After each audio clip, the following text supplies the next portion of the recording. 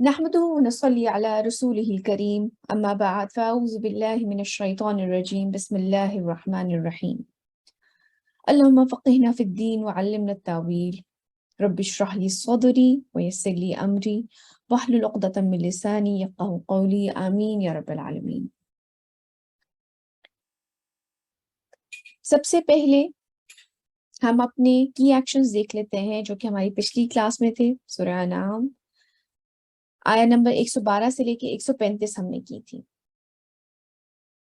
شیطان صرف جنوں میں نہیں انسانوں میں بھی ہوتے ہیں۔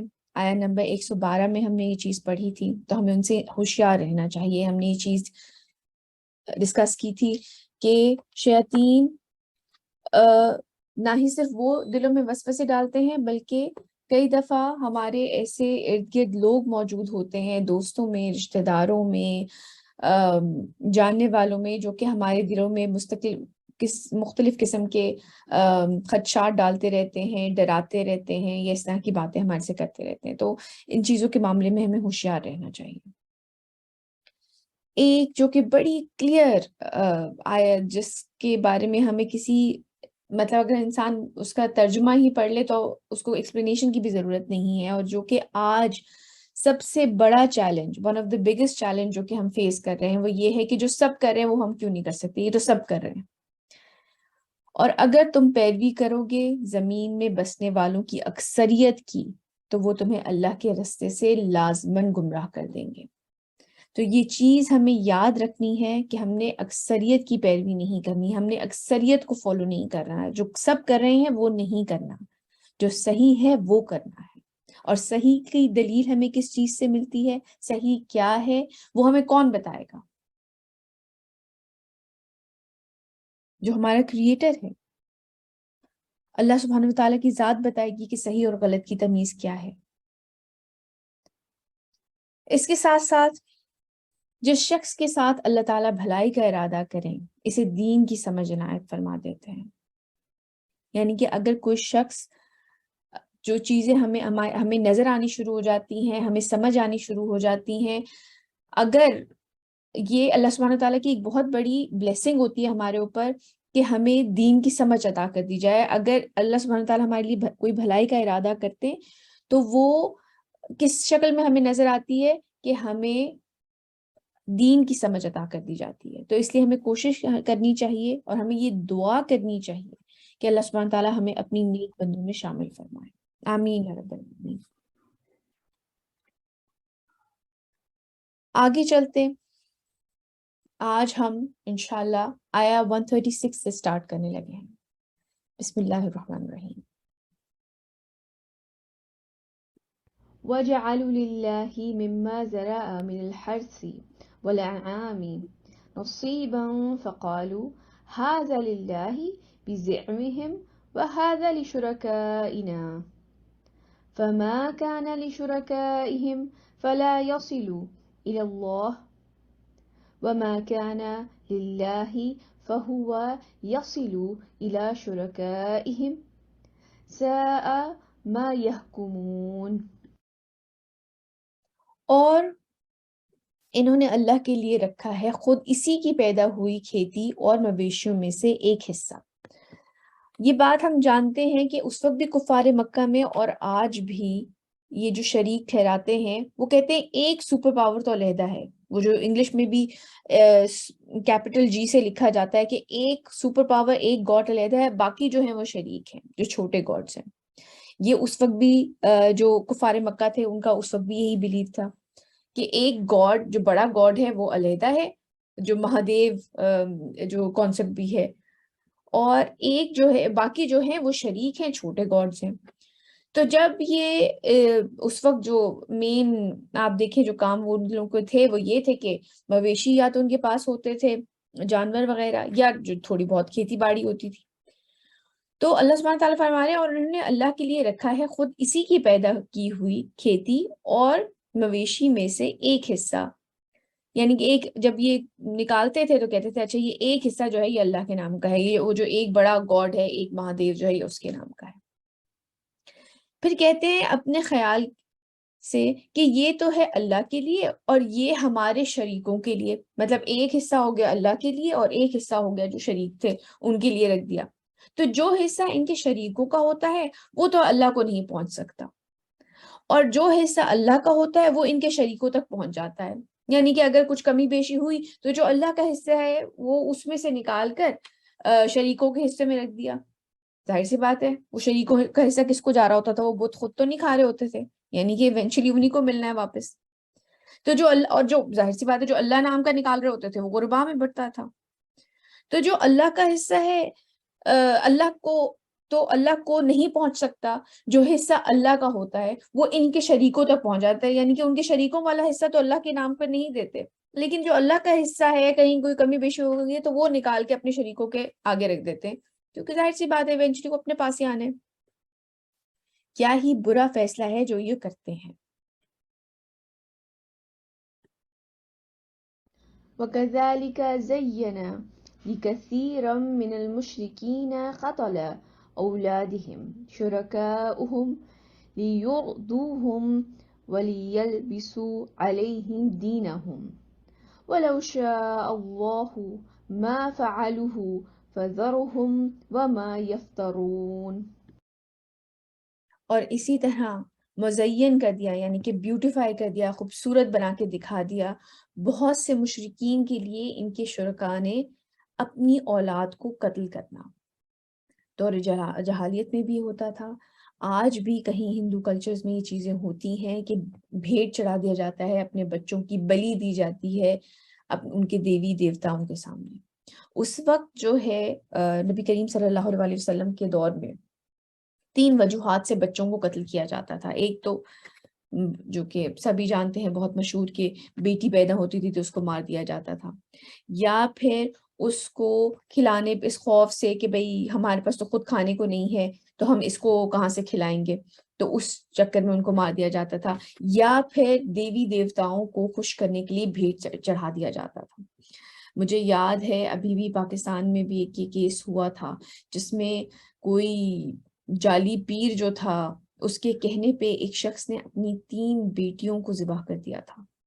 وہ باقاعدہ پورا کیس آیا تھا اور وہ اتنا کوئی ہارر کیس تھا کہ وہ اس نے کہا کہ جی اس کو خواب آیا ہے، جو جھوٹا پیر تھا، اور اس نے یہ دیکھا کہ تم جو ہے جیسے کہ حضرت ابراہیم نے کو حکم ملا تھا کہ اپنے بیٹے کو ذبح کر دو، اس طرح جو ہے مجھے بھی اس کو بھی کوئی خواب آیا، یا جو بھی اس کے ذہن میں کیا فطور تھا، اور اس نے اس کی 3 بیٹیاں، اس نے جہاں تک مجھے یاد ہے وہ بیٹے کے چکر میں کہ اگر یہ کرو گے تو تمہیں بیٹا عطا ہوگا، تو اس نے اپنی اور چھوٹی چھوٹی سی بچیاں، آئی تھنک جو سب سے چھوٹی تھی شاید وہ 3-4 سال کی تھی، ان کو ایک ایک کو لے کے جا کے چھت پر ذبح کیا۔ وہ اتنا کوئی برا کیس تھا۔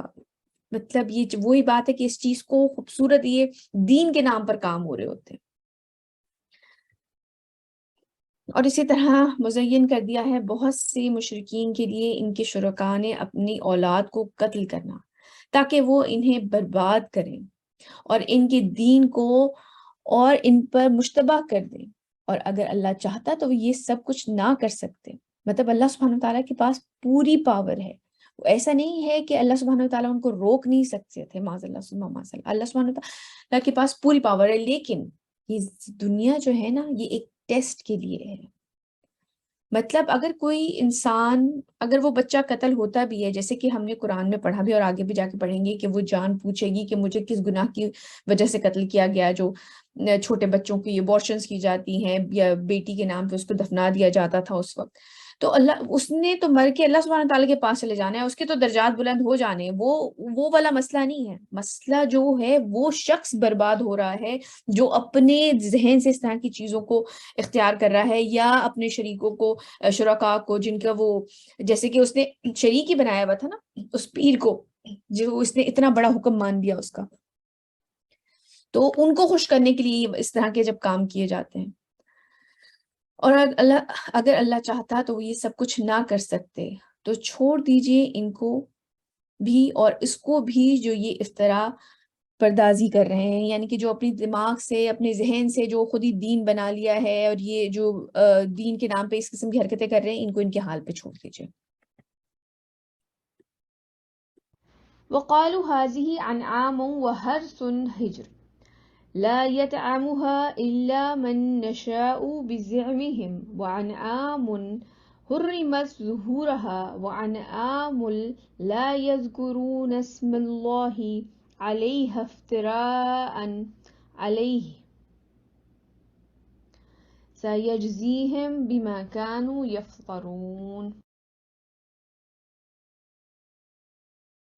اور کہتے ہیں کہ یہ جانور اور یہ کھیتی ممنوع ہے، ان کو نہیں کھا سکتے. مطلب اپنی طرف سے خود ہی یہ چیز سوچ لی کہ جی یہ والا جانور ہم نہیں کھا سکتے اور یہ والی جو کھیتی ہے یہ بھی ممنوع ہے، ہم نہیں کھا سکتے، مگر وہی جن کے بارے میں ہم چاہیں اپنے گمان کے مطابق. اور کچھ چوپائے ہیں جن کی پیٹھیں حرام ٹھہرائی گئی ہیں، یعنی کہ ان کے اوپر سواری نہیں کی جا سکتی، اپنی طرف سے یہ بھی ذہن میں بنا لیا ہے. اور کچھ چوپائے ہیں جن پر وہ اللہ کا نام نہیں لیتے. مطلب انہوں نے کہا کہ اچھا یہ کچھ خاص ہیں جن کے اوپر اللہ کا نام نہیں لینا ہے، باقی جو چوپائے ہیں جو جانور ہیں ان کے اوپر ہم ذبح کر کے اللہ کا نام لے لیں گے. یہ سب کچھ جھوٹ گھڑتے ہیں. اس پر اللہ عنقریب انہیں سزا دے گا ان کے اس افترا کی. انشاءاللہ آگے بھی جو ہم آیتیں پڑھیں گے اس میں زیادہ تر آپ نوٹس کریں گے کہ لوگوں کے جو بیس لیس بلیوز ہوتے ہیں، جس کے بارے میں کوئی سند، کوئی حدیث، کوئی آیا آج بھی ہمارے ہاں جیسے کہ بچی کے اوپر قرآن رکھ کر جانا ہے جب اس کی ودائیگی ہو رہی ہے، یہ کہاں سے آ گئی ہیں باتیں؟ ان کی کوئی دلیل ہے؟ یا جو مزاروں پر جانا ہے، یا جو چڑھاوے چڑھانے ہیں، یا اس طرح کی اور بڑی نظر نیاز کی چیزیں، پر بہت ساری ایسی چیزیں ہیں جو کہ خود سے گھڑ لی گئی ہیں. اگر تو کوئی قرآن سنت میں آپ کو اس چیز کی دلیل ملتی ہے تو بات انسان بنتی ہے. ابھی آگے جا کے ہم یہ پڑھیں گے بھی کہ اللہ سبحانہ تعالیٰ فرما رہے ہیں کہ ان سے کہو کہ کوئی دلیل لائیں. لیکن اب جیسے کہ ان کی یہ چیزیں ہیں اور وہ کہتے ہیں کہ یہ جانور اور یہ کھیتی ممنوع ہے اور نہیں کھا سکتے مگر وہی جن کے بارے میں ہم چاہیں اپنے گمان کے مطابق. اور کچھ چوپائے ہیں جن کی پیٹھیں حرام ہو گئے، اب ان کے اوپر سواری نہیں کی جا سکتی. اور کچھ چوپائے ہیں جن پر وہ اللہ کا نام نہیں لیتے. یہ سب کچھ جھوٹ گھڑتے ہیں. اس پر اللہ عنقریب انہیں سزا دے گا ان کے اس افترا کی. ہم بھی آج کل آپ بہت ساری چیزیں ہیں جو کہ خود ہی سے گناہ ثواب کی بنا لی ہیں. دیکھیے دین جو ہے نا، جب حجت الوداع کا موقع تھا، نبی کریم صلی اللہ علیہ وسلم نے جو آخری خطبہ دیا تھا انہوں نے کہا تھا تمہارا دین تمہارے پر مکمل کر دیا گیا ہے. اس میں اب کوئی ایڈیشن کی گنجائش نہیں تھی. جو کہہ دیا گیا وہ چیزیں کافی تھیں. جو اپنی طرف سے چیزیں گھڑ لی جاتی ہیں وہ غلط ہیں. جس چیز کی دلیل ملتی ہے بیٹا وہ فالو کیا جائے، بجائے اس کے کہ جی یہ بڑے نے کہہ دیا، یہ فلاں نے کہہ دیا، یہ ان سے اڑتے اڑتے سن لیا، یہ انٹرنیٹ پہ پڑھ لیا. ان چیزوں کے پیچھے مت لگے. مجھے پتہ ہے میں بہت انکریج کرتی ہوں جو آپ لوگوں کے سوال میرے پاس آتے ہیں، کیونکہ مجھے پتہ چلتا ہے ایک ہوتا ہے نا، ایک ہی کھڑکی ہوتی ہے ایک ذہن کی جس کے اندر آپ جھانک سکتے ہیں کہ اچھا کس طرح کی باتیں آج کل سننے میں آ رہی ہیں. یا کیونکہ ظاہر سی بات ہے ہر چیز تو ہر پوسٹ تو نہیں پڑھی جا سکتی، یا ہر ایک کے ساتھ اس طرح سے انٹریکشن نہیں ہے. تو جیسے ابھی ریسنٹلی میرے پاس ایک سوال آیا کہ جی کالے رنگ کی شلوار آپ پہن سکتے ہیں کہ نہیں کیونکہ کعبہ کا پردہ کالا ہے. مطلب یہ دلیل، یہ چیزیں کہاں سے آئی ہیں؟ پہلے زمانے میں نبی کریم صلی اللہ علیہ وسلم کے زمانے میں تو اول کالا تھا بھی نہیں. اور ادب بے ادبی دین اصل میں کیا ہے وہ تو قرآن بتاتا ہے ہمیں. ان رنگوں سے یا ان چیزوں سے اس چیز کی دلیل کہاں ملتی ہے کہ یہ چیز بے ادبی ہے؟ یا مجھے آج بھی یاد ہے کہ میری دوست نے مجھ سے یہ کہا کہ یہ قرآن میں لکھا ہے کہ اگر آپ اذان کے وقت سر کور نہیں کریں گے تو جو ہے شیطان جو ہے وہ برا کام کرے گا آپ کے سر پر. مطلب یہ چیزیں کہاں سے آ گئی ہیں؟ خود ہی تعویلیں گھڑ لیتے ہیں ہم لوگ اور پھر ان کو بڑے ہی ریلیجسلی فالو بھی کرنا شروع کر دیتے ہیں. یہ تو جھوٹ والی بات ہے نا کہ یہ چیز قرآن میں لکھی ہوئی ہے. اور میں خود چھوٹی تھی، میں نے باقاعدہ جا کے ہمارے وہ ایک ہے احکام القرآن کے نام سے بڑی مشہور کتاب ہے، اس میں ٹاپک وائز جو ہے وہ لکھی ہوئی ہیں چیزیں کہ کون سی اس ٹاپک کے اوپر کتنی آیت کہاں کہاں آئی ہوئی ہیں، کس کس سورہ میں آئی ہوئی ہیں. تو میں نے باقاعدہ جا کے سرچ کیا اس کے اوپر. آپ ہی آج کی، اور ظاہر سی بات ہے مجھے اس طرح کا کچھ نہیں ملا. یہ چیزیں لوگ بغیر علم کے، آگے جا کے ہم یہ بھی پڑھیں گے کہ لوگ جو ہیں دوسروں کو گمراہ کرنے کے لیے بھی ایسی باتیں کرتے ہیں جسٹ بیکاز کہ خود کو کوئی بڑی چیز جانے. لوگ ہی کہیں کہ اچھا اچھا یہ اس طرح کی بات کر رہے ہیں تو کوئی بڑی بات ہے، حالانکہ کوئی دلیل تو ہو. جی مسکان، آپ کچھ کہنا چاہتی ہیں؟ جی السلام علیکم میم. السلام ورحمۃ اللہ. میم یہ بھی کہا جاتا ہے کہ مطلب جو دھوپ میں بارش ہوتی ہے تو جنات کی شادی ہو رہی ہے، یہ بات ساری یہ ہے، اس کا ہمارے دین سے کوئی تعلق ہی نہیں ہے، ہماری نمازوں سے اس کا کوئی تعلق ہی نہیں ہے. ان کی ہو بھی رہی ہو شادی تو ہمیں کیا فرق پڑتا ہے؟ جی میم مجھ سے کسی نے کہا تھا کہ یہ قرآن میں لکھا ہوا ہے، تو میں نے بولا کون سی آیت میں لکھا ہوا ہے؟ جیسے آپ نے بتایا تھا نا کہ آپ تو یہ بولا کریں کہ اس کا ریفرنس پورا لا کر ہاں، دیں. دلیل پہ بات کریں، بالکل جی صحیح. تو پھر انہیں کچھ ملا اس طرح کا؟ نو میم انہوں نے کچھ بھی نہیں بتایا. بس بات ساری یہ ہے، اور مجھے بڑی خوشی ہوئی کہ آپ نے ان سے یہ پوچھا، بہت خوشی ہوئی مجھے آنیسٹلی بیٹے، کیونکہ جزاک اللہ میم. بیٹا وہی ہے کہ اللہ تعالیٰ ہم سب کو ثابت قدم رکھیں، اور اللہ سبحانہ تعالیٰ ہمیں صحیح دین کی طرف لے کر آئیں، کیونکہ یہ چیزیں آج کی آپ بہت ساری آیتوں میں یہ چیز پڑھیں گے، اور پھر بڑی اچھی قرآن کی دلیل بھی پڑھیں گے. آگے چلتے ہیں. بسم اللہ. وقالوا ما في بطون هذه الأنعام خالصة لذكورنا ومحرم على أزواجنا وإن يكن ميتة فهم فيه شركاء سيجزيهم وصفهم إنه حكيم عليم. اور وہ کہتے ہیں جو کچھ ان چوپایوں کے پیٹ میں ہے وہ خاص ہمارے مردوں کے لیے ہے. اچھا جی، صرف مرد کھائیں گے جو کہ بچہ ہونے والا ہے جو بھی جانور کے، اور ہماری عورتوں پر وہ حرام ہے. اور اگر وہ مرد ہو مردہ ہو تو پھر وہ سب اس میں سے حصے دار ہوں گے. اگر مردہ پیدا ہو گیا جانور تو پھر مرد بھی کھا سکتے ہیں، عورتیں بھی کھا سکتی ہیں. اچھا، عنقریب انہیں سزا دے گا، اللہ عنقریب انہیں سزا دے گا ان باتوں کی جو انہوں نے گھڑ لی ہیں، وہ یقیناً حکیم اور علیم ہے. کوئی کس قدر بیس لیس بات ہے کہ جو بھی جانور پیدا کرے گا اس میں سے جو مرد ہیں وہ کھائیں گے، اور عورتوں پہ وہ حرام ہے. اور اگر وہ مردار پیدا ہو گیا تو پھر مرد بھی کھائیں گے اور عورتیں بھی کھائیں گی. آگے چلتے ہیں. قد خسر الذين قتلوا أولادهم سفها بغير علم وحرموا ما رزقهم الله افتراء على الله قد ضلوا وما كانوا مهتدين. یقیناً نامراد ہوئے وہ لوگ جنہوں نے اپنی اولاد کو قتل کیا بے وقوفی سے بغیر علم کے، اور انہوں نے حرام کر لیا اپنے اوپر وہ رزق جو اللہ نے انہیں دیا تھا. اللہ پر افطرا کرتے ہوئے وہ گمراہ ہو چکے ہیں اور اب ہدایت پر آنے والے نہیں ہیں. وَهُوَ الَّذِي أَنشَأَ جَنَّاتٍ مَّعْرُوشَاتٍ وَغَيْرَ مَعْرُوشَاتٍ وَالنَّخْلَ وَالزَّرْعَ مُخْتَلِفًا أُكُلُهُ وَالزَّيْتُونَ وَالرُّمَّانَ مُتَشَابِهًا وَغَيْرَ مُتَشَابِهٍ. یہ آیت آپ کو یاد ہوگی، پچھلے دنوں بھی آئی تھی، اسی سے ملتی جلتی آیت، زیتون اور رمان اور انگوروں کے بارے میں بھی اس میں ذکر تھا. اور وہی ہے اللہ جس نے پیدا کیے باغات، وہ بھی جو مائک آف کر دیجیے بیٹا،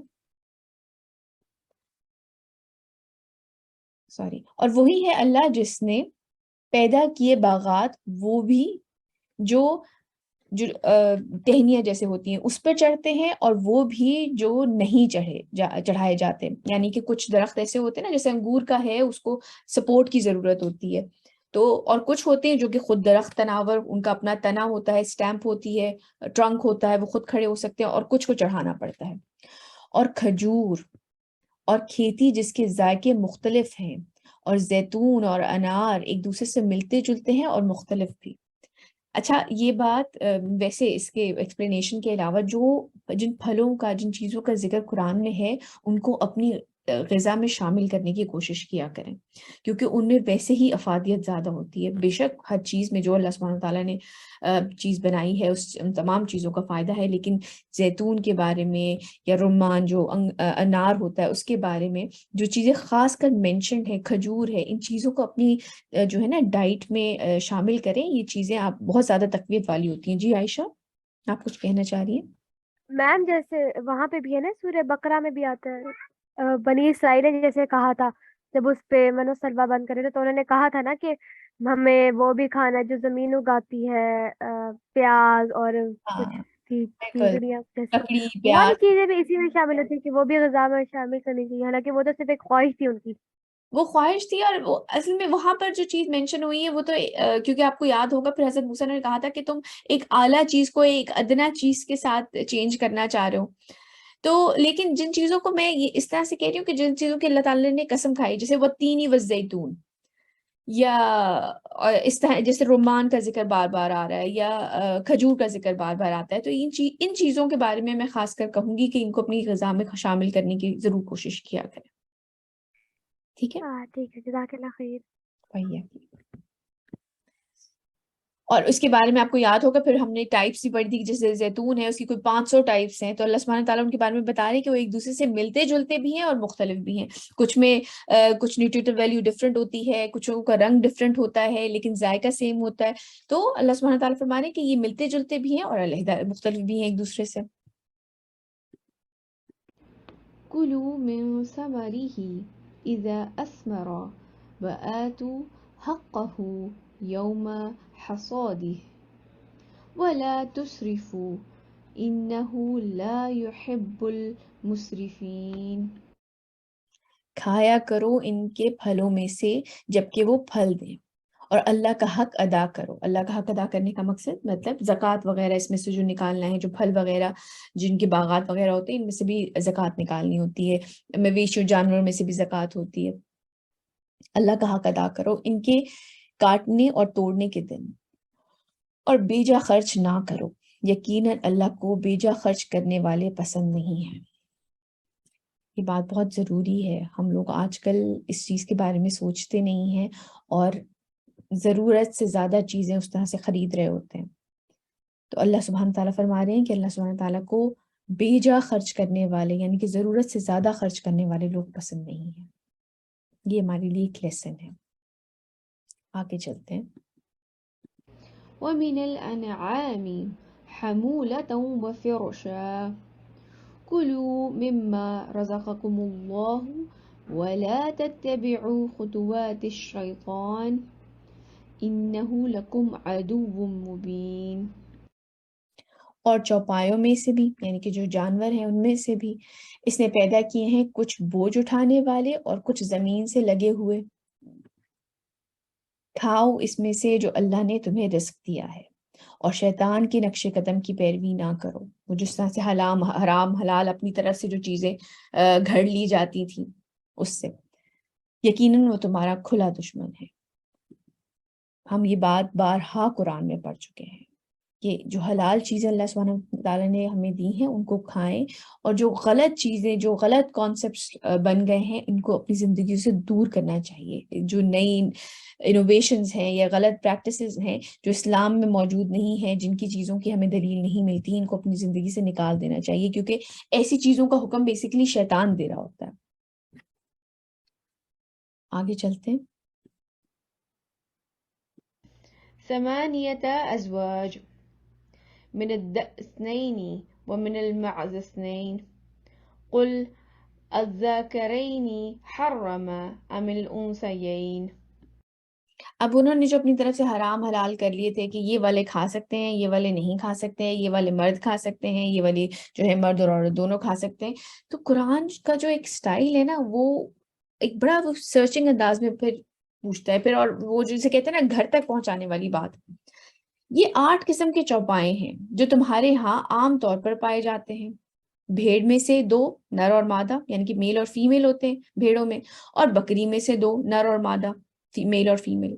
اے نبی صلی اللہ علیہ وسلم ان سے پوچھیں کہ اللہ نے ان دونوں مذکروں کو حرام کیا ہے یا دونوں مؤنثوں کو حرام کیا ہے؟ مطلب تم نے جو اپنی طرف سے یہ دلیلیں بنا لی ہیں کہ یہ چیز حرام ہے اور یہ چیز حلال ہے، تو ذرا بتاؤ یہ دونوں مذکر حلال ہیں یا دونوں مؤنث حلال ہیں؟ مطلب قرآن ایک آپ کو جو ہے سوچنے پہ مجبور کرتا ہے۔ أَمَّا اشْتَمَلَتْ عَلَيْهِ أَرْحَامُ الْأُنْثَيَيْنِ نَبِّئُونِي بِعِلْمٍ إِن كُنتُمْ صَادِقِينَ۔ یا جو کچھ ان دونوں مؤنثوں کے رحم میں ہے، یعنی کہ جو فیمیلز کے رحم میں ہے، جو پیٹ میں ہے، ان میں سے اسے حرام کیا ہے، مجھے بتاؤ کسی بھی سند کے ساتھ اگر تم سچے ہو۔ یعنی کہ نبی کریم صلی اللہ علیہ وسلم سے اللہ سبحانہ تعالیٰ فرما رہے کہ ان سے پوچھو کہ ان کے پاس دلیل کیا ہے اس بات کی، سند کیا ہے۔ قرآن آپ کو دیکھیں اس طرح سے بلائنڈ فالو کرنے کے لیے نہیں کہہ رہا ہے۔ اگر کوئی جو آپ کا بنانے والا ہے، جو آپ کا خالق ہے، جو کہ مالک ہے، جو کہ پوری دنیا کا خالق ہے، مالک ہے، چاہے وہ دنیا کی کوئی ہی شے ہو، کوئی ہی مذہب ہو، ہمارا تو ایمان یہ ہے کہ ہر چیز، اور ان کا بھی، کہ ایک ہی خدا ہے جس نے سب کچھ بنایا ہے۔ تو وہ آپ سے اللہ سبحانہ تعالیٰ فرما رہے ہیں کہ اچھا ٹھیک ہے، اگر تمہارے پاس یہ ساری چیزیں ہیں کہ جی فلاں چیز حرام ہے، فلاں چیز حلال ہے، جیسے کہ آج کل ہم نے بھی اپنے اوپر طاری کر لی یہ چیزیں، تو ان کی دلیل کیا ہے، سند لاؤ۔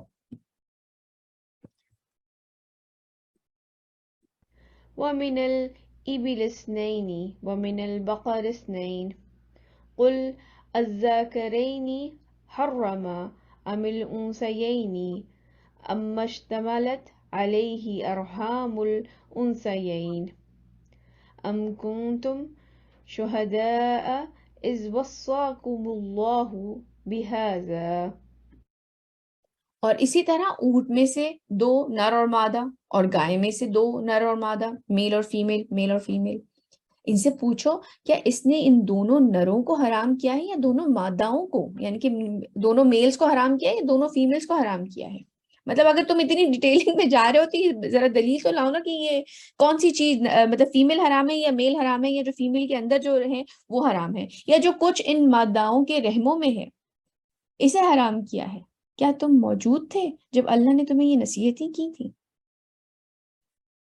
کس قدر آپ دیکھیں جسے کہتے ہیں نا گھر تک پہنچانے والی بات، کہ اچھا ٹھیک ہے اگر تم نے یہ سب کچھ کر ہی لیا ہے تو تم کیا موجود تھے جب اللہ سبحانہ تعالیٰ یہ نصیحت کر رہے تھے؟ اس لیے یاد رکھیں بیٹے، بے بنیاد چیزوں پہ نا بالکل مت جایا کریں، اپنا علم قرآن اور سنت کے معاملے میں بڑھائیں، تاکہ کوئی بھی آتا جاتا شخص آپ سے کوئی بھی بات کہہ دے اور آپ سے کہے گی یہ فالو کرو۔ جیسے کہ آپ کو یاد ہوگا ہم نے ایک حدیث سے پہلے بھی پڑھی تھی، میں اس وقت لکھی بھی نہیں ہے تو میں ایگزیکٹ کوٹ نہیں کر رہی ہوں، لیکن اس کا مفہوم یہ تھا کہ جب ایک صحابی، ایک شخص نبی کریم صلی اللہ علیہ وسلم کے پاس آئے اور انہوں نے جب آ کے یہ کہا تھا، آپ کو یاد ہوگا کہ میں بس یہ 5 چیزیں کروں گا، اللہ پہ یقین، ایمان یعنی کہ توحید، نماز پڑھوں گا، روزہ رکھوں گا، زکوٰۃ دوں گا، حج کروں گا، نہ اس سے زیادہ کروں گا نہ اس سے کچھ کم کروں گا۔ اور جب وہ یہ کہہ کے چلے گئے تو رسول اللہ صلی اللہ علیہ وسلم نے فرمایا کہ اگر اس شخص نے جو کہا ہے، اگر اس نے یہی کیا، اس پہ یہ قائم رہا، تو یہ کامیاب ہو گیا۔ ایکسٹرا انسان کرنا چاہے، نوافل پڑھنا چاہے، خیر کے کام کرنا چاہے، وہ بے شک مطلب وہ مور دین ویلکم ہے، لیکن نیگیٹو مارکنگ میں مت جائیں کہ بغیر دلیل کے، بغیر چیزوں کے اس کو فالو کرنا شروع کر دیا جائے۔ آگے چلتے ہیں۔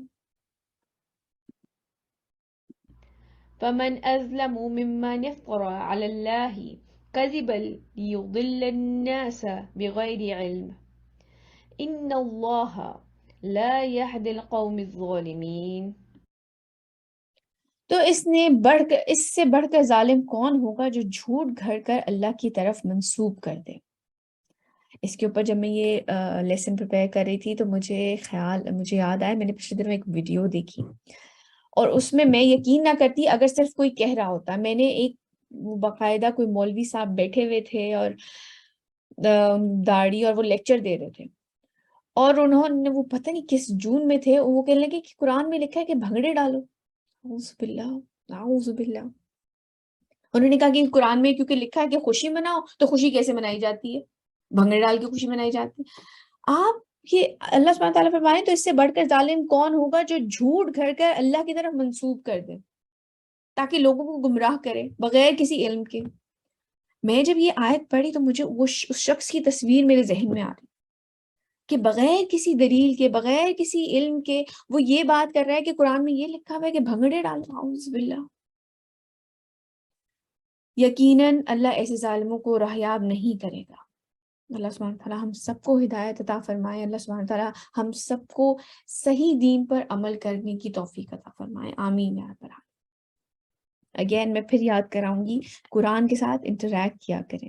جب آپ کوئی آیت پڑھ رہے ہیں، اس کا آپ کو ترجمہ سمجھ آ رہا ہے تو اس کے لیے دعا فرمائیں اللہ سبحانہ تعالیٰ سے، اس سے ریلیٹڈ اپنے لیے کوئی. آگے چلیں.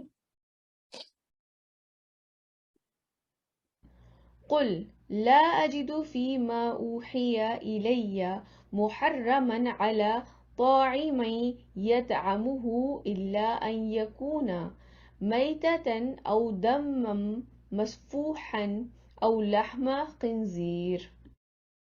کہہ دیجئے میں تو نہیں پاتا اس قرآن میں جو میری طرف وحی کیا گیا ہے، مطلب جو مجھے ہدایت دی گئی ہے، جو مجھے وحی کیا گیا ہے، جو میرے پاس شریعت آئی ہے، کوئی چیز حرام کسی کھانے والے پر کہ وہ اسے کھاتا ہو سوائے اس کے کہ وہ مردار ہو. آپ کو یاد ہوگا سورہ مائدہ میں ہم نے اس کے بارے میں کمپلیٹ ڈیٹیل پڑھی تھی کہ مردار میں یعنی کہ گر کے مرنے والا، یا چوٹ لگ کے مرنے والا، یا کسی بیماری سے مرنے والا، کسی بھی طرح کا مردار جو ہے وہ جائز نہیں ہے، وہ حرام ہے. لیکن ہاں اگر سے کہیں سے گر کے نیچے گر گیا ہے، ابھی اس میں جان باقی ہے، آپ اس کو سلوٹر کر دیں، آپ اس چھری چلا دیں، اللہ کا نام لیں اس کے اوپر، تو وہ حلال ہے، پھر وہ جائز ہے. لیکن مردار جائز نہیں ہے. یا خون ہو بہتا ہوا، یعنی کہ جب آپ نے اس کو سلوٹر کیا، جب آپ نے اس کو ذبح کیا، اس میں سے جو خون نکل گیا، اب جو تھوڑا بہت خون لگا رہ گیا ہے اندر، جیسے کہ جگر ہے یا اس طرح سے اور اگر وینز کے اندر اس کے خون لگا رہ گیا ہے جو کہ اس کے بعد بہہ جانے کے بعد، ذبح کرنے کے بعد نہیں نکلا ہے، اندر رہ گیا، اس کی بات نہیں ہو رہی، وہ جائز ہے، وہ لیا جا سکتا ہے. لیکن یہ والا خون جو بہتا ہوا ہے جب آپ نے ذبح کیا اور اس کا خون فوارے کی طرح نکلتا ہے، وہ بھی حرام ہے. یا خنزیر کا گوشت یعنی کہ سور کا گوشت. فإنه رجس أو فسق أهل لغير الله به فمن اضطر غير باغ ولا عاد فإن ربك غفور رحيم. کہ وہ تو ہے ہی ناپاک، یعنی کہ جو سور ہے وہ تو ہے ہی ناپاک، یا کوئی ناجائز گناہ کی شے جس پر اللہ کے سوا کسی اور کا نام پکارا گیا ہو. کچھ اسکالرس کے نزدیک تو اس کے ساتھ یہ بھی ہے کہ جو خاص کر آستانوں پر جا کے یا قبروں پہ جا کے جو باقاعدہ وہاں پر جا کے ذبح کیے جاتے ہیں، تو اس میں بھی آپ یہ دیکھیں کہ وہاں جا کے کرنے کا تک کیا ہے. جب اللہ سبحانہ تعالیٰ ہی کا صرف نام لے کر آپ نے ذبح کرنا ہے تو پھر وہاں جا کے کرنے کا کیا تک بنتا ہے، تو یہ بھی جائز نہیں ہوگا. لیکن ان صورتوں میں بھی اگر کوئی مجبور ہو جائے، آپ یہ دیکھیں ہمارے اللہ سبحانہ تعالیٰ یہ ہمارے رب کی رحمت ہے، لیکن اگر ان صورتوں میں بھی اگر کوئی مجبور ہو جائے، نہ تو اس کے اندر ان کی طلب ہو، اچھا کہ نہیں یہ ذرا ٹیسٹ تو کر کے دیکھیں، یہ طلب نہ ہو، اور نہ حد سے بڑھے، تو یقیناً یعنی کہ جتنی ضرورت ہے بس اتنا، تو یقیناً آپ کا رب بخشنے والا اور رحم فرمانے والا ہے. یعنی کہ اگر مجبوری کی حالت آ گئی ہے، آپ کے پاس اور کچھ بھی نہیں ہے کھانے کے لیے، یہ نہیں ہے کہ گوشت نہیں ہے کھانے کے لیے، پھل موجود ہیں تو پھر چلو ٹرائی کر لیتے ہیں، نہیں ایسا نہیں ہے. اگر آپ کے پاس آپ مجبور ہو گئے ہیں، آپ مرنے والے ہیں اور آپ کے پاس اور کوئی چارہ نہیں ہے، تو اللہ سبحانہ وتعالیٰ غفور الرحیم ہے، معاف فرمانے والے. اور آپ یہ دیکھیں کہ حرام کردہ شے کے ساتھ ہی میں یہ چیزیں یہ بھی لکھ دیا گیا ہے کہ اگر تم مجبور ہو گئے ہو اور تم جو ہے تم حد سے تجاوز کرنے والے نہیں ہو، نافرمانی کی تمہاری نیت نہیں ہے، تو پھر کھا سکتے ہو. ہمارا دین کس قدر سمپل ہے. آپ یہ دیکھیں کہ اگر اللہ سبحانہ تعالیٰ کا لاکھ لاکھ شکر ہے کہ ہم جو ہے اس دین کو فالو کر رہے ہیں، ورنہ کس قدر کمپلیکیشنز تھیں کہ یہ چیز کھا سکتے ہیں اور یہ چیز نہیں کھا سکتے. کون کون سی چیزیں؟ 4 سمپل رول ہیں. کون بتائے گا؟ سامنے لکھیں. ایک تو مردار نہ ہو، یا بہتا ہوا خون جو ہے وہ حرام ہے، یا سور خنزیر کا گوشت حرام ہے، یا کوئی ناجائز گناہ کی شے جس پر اللہ کے سوا کسی اور کا نام پکارا گیا ہو. ان کے علاوہ تمام چیزیں حلال ہیں، انجوائے کریں. آگے چلتے ہیں. عائشہ جی آپ کچھ پوچھنا چاہ رہی ہیں؟ میم میں نے یہ بھی سنا تھا نا ایک جگہ کہ اگر اس کو کوئی یہودی یا پھر کوئی اور کاٹے، مطلب کاٹنے والے پہ بھی ڈیپینڈ کرتے ہیں کاٹنے والا کون ہے، اگر مسلمان نہیں ہے تو پھر بھی وہ حرام ہے. اللہ کا نام اگر لیا گیا ہے تو پھر وہ چیز حلال ہے.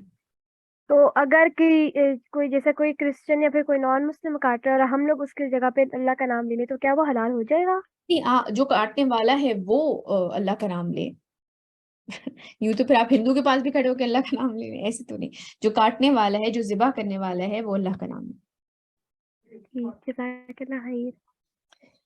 لیکن انشاءاللہ آپ پتہ ہے یہ مجھے کویسچن سینڈ کریے گا، میں انشاءاللہ اس کے اوپر مزید سرچ کر کے آپ کو ضرور اس کا جواب دوں گی. ٹھیک ہے بیٹا؟ آپ کے پاس واٹس ایپ نمبر ہوگا، آپ ضرور مجھے یہ سینڈ کریے گا کویسچن. میں اسی لیے بہت اپریشیٹ کرتی ہوں آپ لوگوں کے کویسچنس. جی سمرین آپ کچھ پوچھنا چاہ رہی ہیں؟ السلام علیکم میم. وعلیکم السلام. میم جو لوگ باہر رہتے ہیں جیسے امریکہ وغیرہ، وہاں پہ میم جب وہ جانور ان کو ذبح ہوئے ملتے ہیں میم، وہاں پہ تو پھر مسلمس نہیں کاٹتے نا، تو میم پھر وہ نہیں کھا سکتے وہ؟ نہیں، آپ یہ دیکھیں کہ وہاں پہ حلال جگہیں ہوتی ہیں جہاں پہ سلاٹرڈ میٹ ملتا ہے. میں ایسے لوگوں کو جانتی ہوں جو کہ بلکہ باقاعدہ دوسرے شہروں جاتے تھے، کیونکہ اب ہمارے جاننے والے تھے تو وہ رہتے تھے سوئٹزرلینڈ میں اور فرانس میں، کیونکہ خیر وہ تو بہت ہی قریب ہیں، بالکل بارڈر ملا ہوا ہے. تو فرانس میں ایک جگہ تھی جہاں پہ انہیں حلال میٹ ملتا تھا، ایک مسلمان کی شاپ تھی، وہاں پہ حلال میٹ ملا کرتا تھا. تو وہ ہفتے کا یا مہینے کا سودا اس طرح سے لے کر آتے تھے کہ وہاں سے وہ گوشت لے آیا کرتے تھے. تو شاپس اس طرح کی ملتی ہیں، امریکہ میں بھی ایم شور بہت ساری ہیں ایسی. جزاک اللہ. آگے چلتے ہیں. وعلى الذين هادوا حرمنا كل ذي ظفر ومن البقر والغنم حرمنا عليهم شحومهما. اور ہم نے ان پر جو یہودی ہوئے تھے حرام کر دیے تھے ایک ناخون، یعنی کہ جو کھر ہوتا ہے نا، جیسے آپ بکری شکری کا اگر دیکھیں تو اس کے 2 سپلٹ ہوا ہوتا ہے، 2 کھر ہوتے ہیں، 2 نکلے ہوئے ہوتے ہیں. لیکن جو ایک کھر والے جانور ہیں ناخون والے، تمام جانور اور گائے اور بکری وغیرہ میں سے ہم نے حرام کر دی تھی ان پر ان کی چربی. جیسے اب تو یہ چیز حلال ہے مسلمانوں میں، چربی وغیرہ لوگ ڈال کے باقاعدہ اس طرح سے پکاتے ہیں، لیکن ان لوگوں پہ یہ حرام کی گئی تھی. إلا ما حملت ظهورهما أو الحوايا أو ما اختلط بعظم ذلك جزيناهم ببغيهم وإنا لصادقون. سوائے اس کے کہ جو ان کی پیٹھوں اور انتڑیوں یا ہڈیوں کے ساتھ، یعنی کہ جو ان کی انٹسٹائنز جو ان کی آنتے ہیں ان کے ساتھ، یا ان کی پیٹھ کے ساتھ، یا ان کی ہڈی کے ساتھ جو بالکل ساتھ جڑا ہوا ہوتا ہے، لگی ہوئی جو چربی ہے، اس کے سوا ہو. یا ہم نے انہیں سزا دی تھی ان کی سرکشی کی وجہ سے. کچھ چیزیں ان کی سرکشی، ان کی نافرمانی، ان کی ہٹ درمی کی وجہ سے کچھ چیزیں ان پہ حرام کر دی گئی تھیں، اور یقیناً ہم سچ کہنے والے ہیں. آگے چلتے ہیں. فإن كذبوك فقل ربكم ذو رحمة واسعة ولا يرد بأسه عن القوم المجرمين.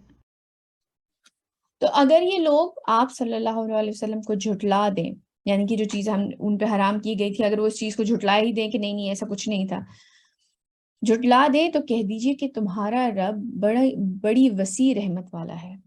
اس بات کا کیا مطلب ہوا؟ یعنی کہ وہ فوراً تمہاری پکڑ نہیں کر رہا، ابھی اسی وقت تمہارے پہ عذاب نہیں آ رہا کہ تم یہاں پہ ہلاک کر دیے جاؤ. اور اس کا عذاب ٹالا نہیں جا سکے گا مجرموں کی قوم سے.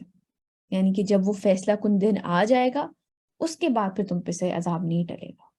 ابھی اور وقت ہے، ابھی ہو سکتا ہے کچھ لوگ اور مسلمان ہو جائے، ان میں سے ہو سکتا ہے کچھ لوگ اور جو ہے ذرا مکھن اس میں سے نکل سکے جو ایمان لے آئے، کیونکہ ایک وہ دن آئے گا جب کہ عذاب پھر نہیں ٹلے گا.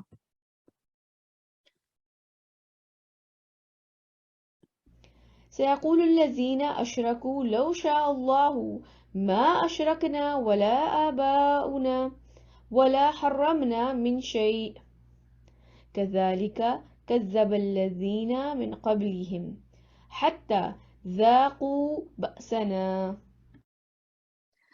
عنقریب کہیں گے یہ مشرک لوگ کہ اگر اللہ چاہتا تو نہ ہم شرک کرتے، نہ ہمارے آباء و اجداد، اور نہ ہی ہم کسی چیز کو حرام ٹھہراتے. اسی طرح جھٹلایا تھا ان لوگوں نے جو ان سے پہلے تھے، یہاں تک کہ انہوں نے ہمارے عذاب کا مزہ چکھ لیا. دیکھیں بیٹے، صاف سی بات ہے، یہ بات بالکل سچ ہے کہ اللہ سبحانہ تعالیٰ نے جیسے پہلے بھی یہ فرمایا کہ اللہ چاہتا تو یہ ساری چیزیں نہ ہوتی، لیکن جب یہ لوگ اس طرح کی دلیل کر رہے ہیں نا کہ ہم شرک بھی نہ کرتے، اگر اللہ چاہتا تو ہم شرک بھی نہ کرتے، ہمارے آباء و اجداد بھی شرک نہ کرتے، اور نہ ہم اس طرح سے کوئی چیزیں حرام ٹھہراتے. بات ساری یہ ہے کہ جب ہدایت پہنچ گئی، جب رسول آ گئے، جب انہوں نے صحیح اور غلط کو واضح کر کے بتا دیا، تو پھر تو انسان کے اپنے اوپر ہے، پھر تو وہ یہ خود ڈیسائیڈ کرے گا کہ اس نے کس راہ کو چوز کرنا ہے. پھر تو یہ امتحان ہے، یہ جو زندگی ہے نا یہ ایک امتحان کی جگہ ہے. اور آپ یہ دیکھیں کہ ہر سال جب آپ ایک کلاس میں جاتے ہیں، پہلی کلاس میں جاتے ہیں، دوسری کلاس میں جاتے ہیں، ہر سال آپ امتحان دیتے ہیں کہ نہیں دیتے اپنی کالج یونیورسٹیز میں، وہاں تک پہنچنے کے لیے، ایک اچھی جاب تک پہنچنے کے لیے ہر سال ہم نیا امتحان دیتے ہیں. تو کیوں نہ ہم اپنے رب کے سامنے اپنی وفاداری ثابت کرنے کے لیے بھی ہم آزمائے جائیں گے. یہ ظاہر سی بات ہے کہ ہم یہ کس طرح پتہ چلے گا کہ کون وفادار ہے. اللہ سبحانہ تعالیٰ جب ہم سورہ ملک جب پڑھتے ہیں تو سورہ ملک میں بھی اللہ سبحانہ تعالیٰ نے فرمایا کہ اس نے وہ زندگی دیتا ہے اور وہ موت دیتا ہے تاکہ وہ دیکھ سکے کہ تم میں سے نیک عمل کون کرنے والا ہے. جب کہہ دیا گیا کہ حضرت ابراہیم سے وہ ساری چیز آ رہی تھی کہ انہوں نے جس طرح بت توڑے تھے، اور ہم یہ پورا واقعہ ہم نے پچھلے دنوں اس بارے میں پڑھا ہے کہ یہ جب ان کو کہہ دیا گیا کہ نہیں صرف ایک خدا کو معبود جانو، صرف ایک خدا ہے تمہارے پالنے والا، تمہارا رازق، تمہارا مالک صرف ایک ہی خدا ہے، اس کے بعد بھی اگر تم شرک کر رہے ہو تو یہ تمہاری اپنی چوائس ہے. لیکن ان دونوں امتحانوں میں نا ایک فرق ضرور ہے. ایک طرف جو ہمارا جو چیک ہو رہا ہے کہ جی آپ اگلی کلاس میں جانے کے قابل ہیں یا نہیں، کہ ایک طرف جو ہماری وفاداری چیک ہو رہی ہے، اس میں ایک فرق ہے. دونوں امتحان ہیں لیکن ان میں ایک فرق ہے. کوئی گیس کیا فرق ہے؟ ریزلٹس میں فرق ہے، ریزلٹس کو جج کرنے میں فرق ہے. کیا فرق ہے کوئی بتا سکتا ہے؟ میں مطلب ہم یونیورسٹی وغیرہ کا ایگزام دیتے ہیں تو وہ مطلب دنیا کا ہی ہے، اور وہ مطلب آخرت میں تو ہمیں ہمیشہ ہمیشہ رہنا ہے. اور جو ہم اللہ سبحانہ تعالیٰ سے وفاداری کریں گے تو اس کا صلہ ہمیں زیادہ ملے گا، اور مطلب وہ تو ہمیشہ ہمیشہ کے لیے ملے گا نا. ہم جب آخرت میں جائیں گے تو ہمیں جنت ملے گی نا اس کے صلے میں. Very good, excellent point. میں نے جو پوائنٹ لکھا تھا یہ اس سے ڈفرینٹ پوائنٹ ہے، لیکن یہ بھی بہت اچھا پوائنٹ ہے. تھینک یو سو مچ مشکان جی. عائشہ آپ کچھ کہنا چاہ رہی تھی؟ اچھا آپ نے ریموو کر دیا. یہ بہت اچھا پوائنٹ مشکان نے ہمارے ساتھ شیئر کیا کہ وہ ایک ہمیشہ کی زندگی ہے اور یہ عارضی زندگی ہے، لیکن اس کے نتیجے کا جو میں فرق کی بات کر رہی تھی نا وہ یہ ہے بیٹے کہ یہاں کا جو نتیجہ، یہاں پہ جو فیصلہ ہوتا ہے نا وہ نتیجے کے اوپر ہوتا ہے کہ اچھا رزلٹ کیا نکلا ہے. آپ نے آپ پاس ہوئے ہیں نہیں ہوئے، آپ کے اس چیز میں اس سبجیکٹ میں کتنے نمبر آئے ہیں، اچھا اتنے نمبر نہیں آئے اب آپ فیل ہو گئے. تو یہاں ہم نتیجے پر فیصلہ کر رہے ہیں کہ نتیجہ کیا نکلا. لیکن یہ ہمارے رب کی بہت بڑی رحمت ہے کہ جو آخرت کا ہے نا وہ نیت پر ہے. انما الاعمال بالنیات. یہاں ہمارا فیصلہ نیت کی بنیاد پہ کیا جاتا ہے. اگر آپ کی انٹینشن صحیح ہے لیکن آپ سکسیڈ نہیں کر سکے تو بھی آپ کا رب جانتا ہے کہ میرا وفادار کون ہے. یہ بڑا امپورٹنٹ پوائنٹ ہے. اس زندگی میں نتیجہ دیکھا جاتا ہے. اگر آپ جاب بھی کر رہے ہیں تو آپ نے ڈیلیور کیا ہے یا نہیں کیا ہے, جو کام آپ کو کہا تھا وہ ہوا ہے یا نہیں ہوا ہے. اب آپ کو 1000 مشکلیں آئیں, 100 مشکلیں آئیں, اگر آپ ڈیلیور نہیں کر سکے آپ فیل ہیں. آپ نے چاہے اپنی جان لگا دی, راتیں لگا دی, دن لگا دیے, آپ نے پاگلوں کی طرح کام کر لیا, آپ نے اپنی نیندیں, اپنی بھوک سب کچھ ہٹا دی, نتیجہ نکلا یا نہیں نکلا, نہیں نکلا, آپ فیل ہیں.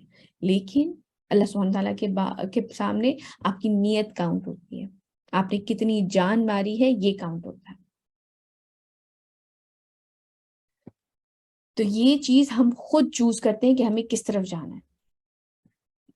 تو وہ جو یہ کہہ رہے ہیں نا کہ اگر اللہ تعالیٰ چاہتے تو یہ نہ ہوتا, یہ نہ ہوتا, یہ نہ ہوتا, لیکن راستہ جب ہمارے پاس ہدایت آ گئی ہے, کتاب آ گئی ہے, رسول آ گئے ہیں, تو اب آپ اپنا راستہ خود چوز کر رہے ہوتے ہیں. آگے چلتے ہیں. قل هل عندكم من علم فتخرجوه لنا إن تتبعون إلا الظن وإن أنتم إلا تخرصون. آپ صلی اللہ علیہ وسلم ان سے کہیے کہ کیا تمہارے پاس کوئی سند ہے جسے تم ہمارے سامنے پیش کر سکو, تو تم محض گمان کی پیروی کر رہے ہو اور صرف اندازے اور اٹکل کی باتیں کر رہے ہو.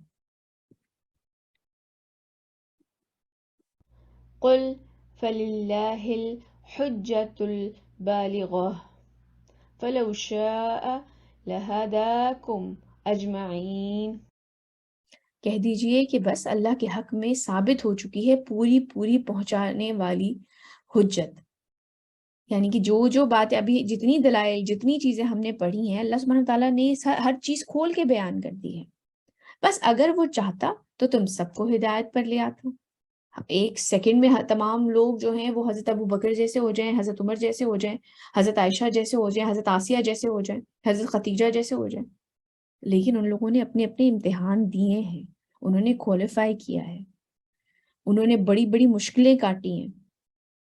حضرت آسیہ فرعون کی وائف تھیں, آسان کام نہیں تھا. حضرت فاطمہ کے حضرت عائشہ حضرت مریم کے اوپر کیسے کیسے بہتان لگے, حضرت عائشہ کے اوپر کیسے کیسے بہتان لگے, حضرت فاطمہ نے کیسا وقت گزارا, حضرت خدیجہ نے کیسے کیسے وقت گزارا. ان لوگوں نے پروو کیا اپنے آپ کو. آگے چلتے ہیں.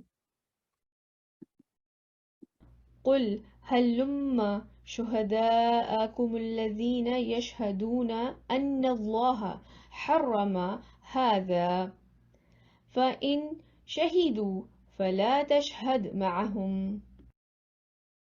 کہیں ذرا لاؤ تو صحیح اپنے وہ گواہ جو یہ گواہی دے سکیں کہ اللہ نے ان چیزوں کو حرام کیا ہے. بس اگر یہ لوگ کٹ حجتی میں, یعنی کہ ادھر ادھر کی ٹال مٹول کی باتوں میں گواہی دے بھی دیں, تو آپ صلی اللہ علیہ وسلم ان کے ساتھ گواہی مت دیجیے.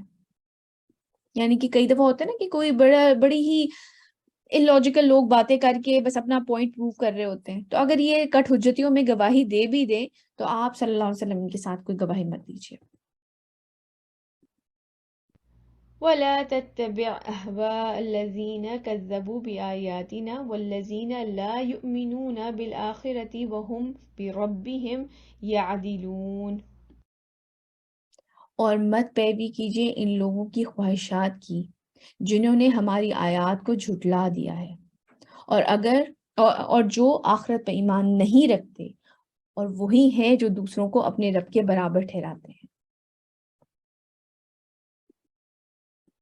قل تعالوا أتلوا ما حرم ربكم عليكم ألا تشركوا به شيئا وبالوالدين إحسانا ولا تقتلوا أولادكم من إملاق نحن نرزقكم وإياهم. ابھی تک ہم نے جتنی بھی چیزیں, جتنی بھی جو آیتیں آج کی پڑھی ہیں, ان میں سب میں کہ جی یہ حرام ہے, یہ حلال ہے, یہ حجت ہے, یہ چیز ہے, یہ فلاں ہے, اپنی طرف سے اپنی ذہن کی, اپنی گمان کی پیروی کر رہے ہیں. اب جو اللہ سبحانہ تعالیٰ فرما رہے ہیں, کہیے آؤ میں تمہیں سناؤں کہ تمہارے رب نے تم پہ کیا چیز حرام کی ہے, یہ کہ کسی شے کو اس کا شریک نہ ٹھہراؤ. بہت امپورٹنٹ آیتیں ہیں، بڑے غور سے سنیے گا. اور والدین کے ساتھ حسن سلوک کرو. تیسری دفعہ ہے یہ قرآن میں جب اللہ سبحانہ و تعالی اپنے بعد فوری والدین کے حقوق کی بات کر رہے ہیں، ان کے ساتھ حسن سلوک کی بات کر رہے ہیں. اپنے فوراً بعد، یہ چھوٹی بات ہے. ہمارا رویہ کیا ہے اپنے ماں باپ کے ساتھ آج؟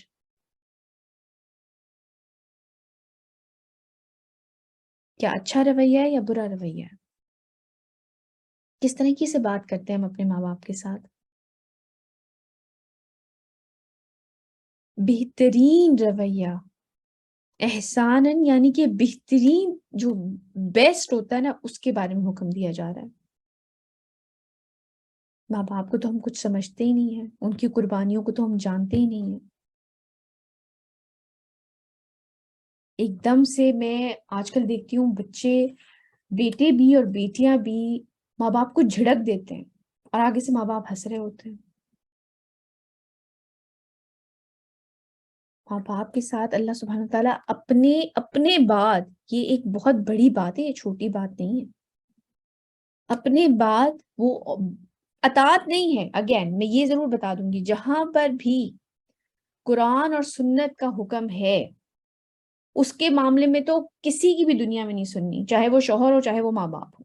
جہاں پہ اللہ اور اس کے رسول کا حکم آ گیا ہے وہاں پہ کسی اور کو کوئی ضرورت نہیں ہے بات کرنے کی. لیکن حسن سلوک کی بات یہ ہو رہی ہے یہاں پر. کئی دفعہ میں دیکھتی ہوں مائیں چھوٹا سا کوئی بچیوں کو کام کہیں گی، میں نہیں کر رہی، میں نہیں اٹھ رہی، میں بھی، میرا اپنا ڈرامہ آ رہا ہے، میں یہ دیکھ رہی. ایسے منہ پھاڑ کے جواب دے دیتے ہیں بچے ماں باپ کو کہ میں مطلب حیران رہ جاتی ہوں. اللہ تعالیٰ سب کے بچوں کو ہدایت دیں، اللہ تعالیٰ میرے بچوں کو بھی ہدایت دیں، اللہ تعالیٰ مجھے بھی ہدایت دیں، اللہ تعالیٰ آپ سب کو بھی ہدایت دیں، اللہ تعالیٰ سب لوگوں کو اب اپنے ماں باپ کے ساتھ حسن سلوک کرنے کی توفیق عطا فرمائے. آگے چلتے ہیں. اور اپنی اولاد کو قتل نہ کرو تنگ دستی کے خوف سے. ابارشنز کروائی جاتی ہیں، بہت یہ چیز کامن ہے. اللہ سبحانہ تعالیٰ کیا فرما رہے ہیں؟ ہم تمہیں بھی رزق دیتے ہیں اور انہیں بھی دیں گے. اس خوف سے کہ کیسے پلیں گے، کیسے بڑے ہوں گے، کس طرح سے ہوگا، لوگ ابارشنز کرواتے ہیں، یہ غلط ہے. رازق اللہ سبحانہ تعالیٰ کی ذات. آگے چلتے ہیں. ولا تقربوا الفواحش ما ظهر منها وما بطن ولا تقتلوا النفس التي حرم الله إلا بالحق ذلكم وصاكم به لعلكم تعقلون. اور بے حیائی کے کاموں کے قریب بھی مت جاؤ.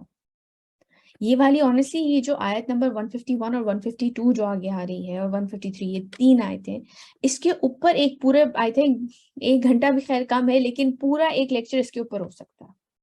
اور بے حیائی کے کاموں کے قریب بھی مت جاؤ، خواہ وہ ظاہر ہوں یا خفیہ ہوں. چاہے آپ چھپ کے کوئی کام کر رہے ہیں، اللہ سبحانہ تعالیٰ دیکھ رہے ہیں، اور چاہے آپ ظاہری طور پہ، لوگ اب تو اعلان حرکتیں کرتے پھرتے ہیں اور سوشل میڈیا پہ بے دھڑک دھڑلے سے لگاتے ہیں کہ ہم نے یہ کیا. خدا را گناہ پہ گواہ مت بنایا کریں، مت اپلوڈ کیا کریں کوئی ایسی چیز ہے. رجسٹر کروا رہے ہوتے ہیں آپ اپنے گناہوں کو، گواہ بنا رہے ہوتے ہیں جو شخص دیکھ رہا ہوتا ہے. خود ہم اپنے ہاتھوں اپنے گناہ رجسٹر کرواتے ہیں. اور اللہ سبحانہ تعالیٰ کیا فرما رہے ہیں؟ اور بے حیائی کے کاموں کے قریب بھی مت جاؤ. یہ باؤنڈریز ہیں. اگر آپ کو پتا ہے کہ ایک بار لگی ہوئی ہے جس میں کرنٹ بھی چھوڑا ہوا ہے، آپ قریب بھی نہیں جائیں گے اس کے. لیکن ان باؤنڈریز کے قریب ہم جاتے ہیں، قریب کیا کراس بھی کرتے ہیں. اور بے حیائی کے کام، اور بے حیائی کے کاموں کی لسٹ تو آپ لوگ آج کل مجھ سے بہتر جانتے ہیں. اور بے حیائی کے کاموں کے قریب بھی مت جاؤ، خواہ وہ ظاہر ہو یا خفیہ ہو. اور مت قتل کرو اس جان کو جسے اللہ نے محترم ٹھہرایا ہے. یعنی کہ انسانی جان از خود محترم ہے، مگر حق کے ساتھ. کئی مرتد کی سزا ہے، یا کوئی شخص باقاعدہ طور پہ علم اٹھا لے، اور جسے جہاد پہلے ہوا کرتے تھے، بدر ہے، احد ہے، اس طرح کی جتنی بھی غزوات ہوا کرتے تھے، مگر حق کے ساتھ. یہ باتیں ہیں جن کی اللہ تمہیں وصیت کر رہا ہے تاکہ تم عقل سے کام لو. ولا تقربوا مال اليتيم إلا بالتي هي أحسن حتى يبلغ أشده وأوفوا الكيل والميزان بالقسط لا نكلف نفسا إلا وسعها. اور یتیم کے مال کے قریب مت پھٹکو. ہمارے ہاں تو ہڑپ کر لیا جاتا ہے. جیسے ہی والد کا انتقال ہوا چھوٹے بچے اور ارد گرد کے رشتے دار نوچ کے لے گئے سب کچھ. یہ تو بہت ہی مطلب یہ تو ہمارے لیے کوئی بات ہی نہیں ہے. خیر. اور یتیم کے مال کے قریب مت پھٹکو مگر بہترین طریقے سے اس کے مال کی حفاظت کرو یہاں تک کہ وہ اپنی جوانی کو پہنچ جائے اور پورا کرو ناپ اور تول کو عدل کے ساتھ.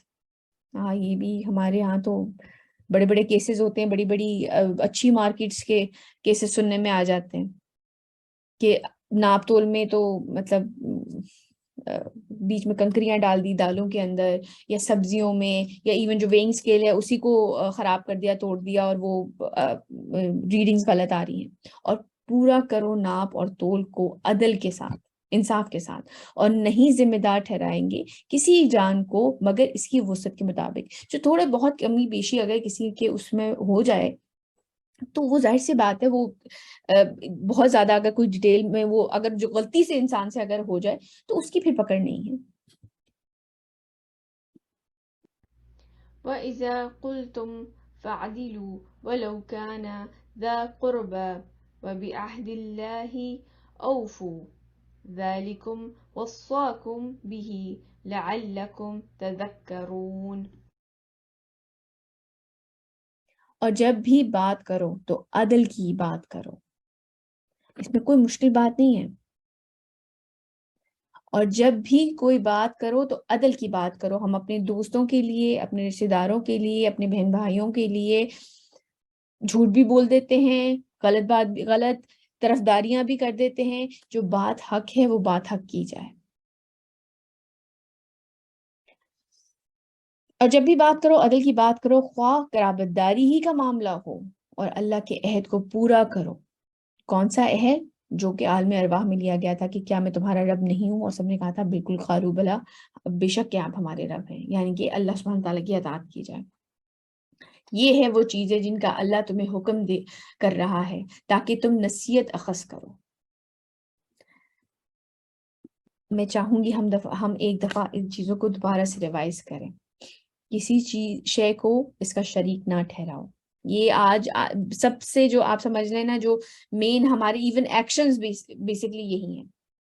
کسی شے کو اس کا شریک نہ ٹھہراؤ. والدین کے ساتھ حسن سلوک کرو. اپنی اولاد کو قتل نہ کرو تنگ دستی یعنی کہ خوف, بھوک کے خوف سے. بے حیائی کے کاموں کے قریب بھی مت جاؤ, خواہ وہ ظاہر ہو یا خفیہ ہو. کیونکہ پتہ ہے آپ ایک دفعہ قریب جاتے ہیں نا, جب آپ اچھا اتنا سا تو ہے, مطلب یہ چیز وہ چیز ظاہری طور پہ کھلے لفظوں میں حرام نہ بھی ہو, لیکن آپ حرام کی طرف جا رہے ہیں. شیطان جو ہے نا وہ بڑی ہی آہستہ آہستہ, جیسے ایک ہوتا ہے نا, ایک کنواں ہوتا ہے اور اس کے اندر آپ پانی کا ڈول ڈالتے ہیں اور پھر آپ آہستہ آہستہ رسی کھینچتے ہیں. شیطان بھی اسی طرح آہستہ آہستہ آپ کو ٹریپ کرتا ہے. اچھا ذرا سا ویڈیو تو ہے, اچھا یہاں تو امی بیٹھی ہیں, ذرا اندر جا کے یہ کام کرتے ہیں. اللہ سبحانہ تعالیٰ کیا فرما رہے ہیں, بے حیائی کے کاموں کے قریب بھی مت جاؤ. ایسی کوئی اگر آپ کو چیز لگے اس کو اوپن ہی نہ کریں. کوئی ایسی ویڈیو لگ رہی ہے اوپن ہی نہ کریں, گزر جائیں, فٹافٹ نکل جائیں وہاں سے. شیطان سب کے ساتھ لگا ہوا ہے, خواہ وہ ظاہر ہو یا خفیہ. مت قتل کرو اس جان کو جسے اللہ نے محترم ٹھہرایا مگر حق کے ساتھ. جان مارنا جو کہ آج کل کوئی کسی کی جان کی کوئی قیمت ہی نہیں ہے. یتیم کے مال کے قریب مت پھٹکو. پورا کرو ناپ اور تول کو عدل کے ساتھ. جب بھی بات کرو تو عدل کی بات کرو, حق بات کرو, خواہ قرابت داری کا معاملہ کیوں نہ ہو. اللہ کے عہد کو پورا کرو. جب ہم یہ ساری چیزیں کریں گے تو اللہ سبحانہ تعالیٰ کیا فرما رہے ہیں؟ وأن هذا صراطي مستقيما فاتبعوه ولا تتبعوا السبل فتفرق بكم عن سبيله ذلكم وصاكم به لعلكم تتقون. اور یہ کہ یہی میرا سیدھا راستہ ہے، بس تم ان کی پیروی کرو اور اس صراط مستقیم کو چھوڑ کر دوسرے راستوں پر نہ پڑ جاؤ کہ وہ تمہیں اللہ کی راہ سے بھٹکا کر منتشر کر دیں، ٹکڑوں میں بانٹ دیں۔ یہ ہے وہ باتیں جن کی اللہ تمہیں وصیت کر رہا ہے تاکہ تم تقوی اختیار کرو۔ یعنی کہ جب ہم اس مشورے کے اوپر عمل کریں گے تو کیا ہوگا؟ جب ان باتوں پہ ہم عمل کریں گے تو کیا ہوگا؟ اللہ سبحانہ تعالیٰ کیا فرما رہے ہیں کہ اللہ تمہیں وصیت کر رہا ہے تاکہ تم تقوی اختیار کرو۔ کیا ہوگا ایسے میں جب ہم ان مشوروں پہ عمل کریں گے تو؟ تقوی اختیار ہوگا، بالکل ہم متقی ہوں گے، ہمارا ایمان اور پختہ ہوگا۔ بالکل جب ہم اس پہ مشورے پہ عمل کریں گے تو اللہ سبحانہ تعالیٰ فرما رہے ہیں لعلکم تتقون، تاکہ تم تقوی اختیار کرو۔ اور تقوی اختیار کرنے سے کیا ہوگا؟ ان اللہ یحب المتقین، بے شک اللہ متقیوں کو پسند کرتا ہے۔